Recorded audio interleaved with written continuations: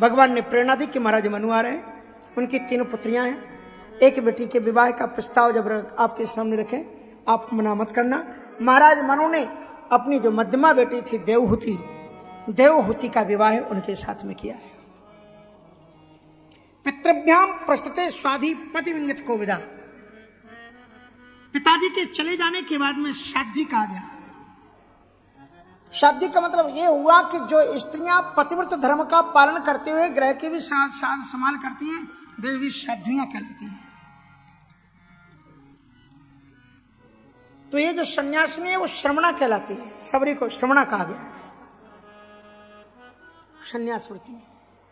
इसलिए साधु तो साधु श्रेष्ठ कार्य पथ पर चलने वाले व्यक्ति को साधु कहते हैं।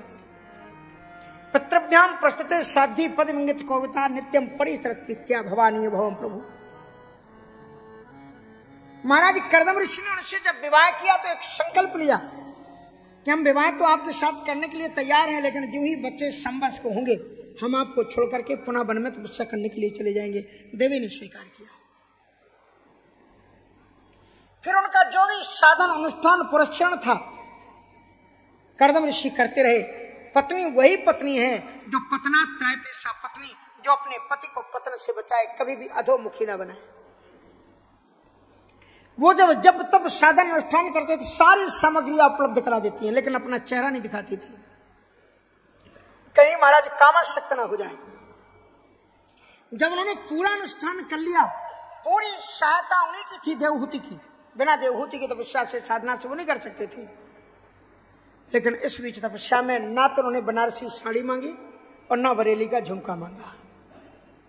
इसलिए अपनी औकात के अनुसार माताओं को भी ध्यान रखना चाहिए। लेकिन पति का भी कर्तव्य है कि जो पत्नियां तन मन वृत्ति से आजीवन आपके जीवन में सेवा में लगी हुई हैं, आप उन्हें नौकर मत समझो, आप उन्हें रिस्पेक्ट दो, आदर दो। जब उन्होंने आंख खोली, अनुष्ठान पूरा हुआ, सामने खड़ी हुई थी देवी।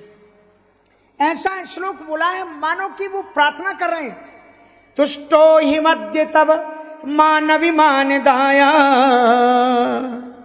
शुश्रूषया परमया परया च भक्त्या। हे देवी, आपकी सेवा शुश्रूषा से आज मैं संतुष्ट हो गया। अमानी मानदा एक राजकुमारी थी, लेकिन उन्हीं वस्त्रों में तुम लिपटी खड़ी रही। कभी तुमने वस्त्र की याचना नहीं की, कभी तुमने सुख सुविधाएं मुझे नहीं मांगी, और मुझे तुमने साधना पथ पर आगे बढ़ाया। आज मैं साधना कर सका, ये तुम्हारा सहायता का ही परिणाम है। लेकिन मैं पति हूँ, मेरा कर्तव्य कि मैं तुम्हारी भी सुख सुविधाओं का ध्यान रखूं। इसलिए बताओ तुम्हें क्या चाहिए, क्या मैं तुम्हारी कामना करूं। तो उन्होंने कहा कि एक स्त्री क्या चाहती है, अंग संगाति को विदा। अंग संग और साथ साथ में पुत्रों संतान उत्पादन की हर एक मां इच्छा करती है। तब प्रभु कहते हैं तो ऐसे नहीं कि चलो। फिर उन्होंने इतना सुंदर विमान, जैसा विमान आज तक नहीं बना, क्रूज यात्रा करवाई। क्रूज यात्रा तो समुद्र में होती है, लेकिन वो तो आकाश में उड़ता हुआ विमान था। प्रियायाः प्रियम अनविच्छन, पति को समय समय पर प्रियायाः प्रियम अनविच्छन, अपनी प्रिया के भी मन को देखना चाहिए, उसके अनुकूल भी काम करना, अपनी बात मत मनाओ।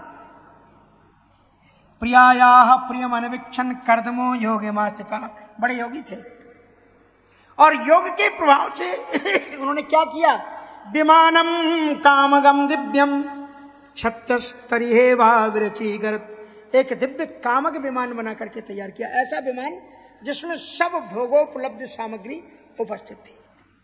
जो चाहो बनाने की कोई जरूरत नहीं, बैठो और रसगुल्ला कहो तो रसगुल्ला, जलेबी कहो तो जलेबी, गुलाब जामुन तो गुलाब जामुन, सब कुछ उपस्थित हो जाए बिना। अब दिन रात तुम अपनी पत्नी को बस वही चूल्हा चक्की में लगाए रखो तो क्या आनंद करेंगे। बाहर भी ले जाओ तो पुराने जमाने में लोग तीर्थ यात्रा करने जाते थे तो आटा भी बांध ले जाते थे। हाँ, अपने वहीं पर बैठे क्या भैया, यहीं पानी है, नल है, यहीं पर बना। अब वो बेचारी तीर्थ यात्रा में बोले हम तब तक अभी आ रहे हैं, हम जन्मभूमि का दर्शन कराएं। काय को ले गए थे फिर तीर्थ यात्रा कराने, इसलिए वहां तो बैठ के आराम से कोई आश्रम में महात्मा के पास जाओ, चकाचक खाओ, बाद में उनको दान दक्षिणा कर देना, वहां पर अब वहां भी लगाए रहो भोजन पानी। इसलिए कहने का मतलब यह, उन्होंने विमान तैयार किया, सुखोपभोग की सारी सामग्रियां थी, मणिजटित दरवाजे थे, मणि वैदुर्य बगीचे भी थे उसमें, खेलने का विहार स्थली थी, और उसमें बैठ करके फिर भी उनको सुख नहीं हुआ, आनंद नहीं हुआ, क्योंकि जो अच्छे लोग होते हैं 4 लोगों में बैठ के खाते हैं, और कुछ लोग ऐसे होते हैं अकेले मेरा पेट हाउ मैं ना जानो खाऊ, अकेले में ही खा करके मौज मस्ती का आनंद लेते।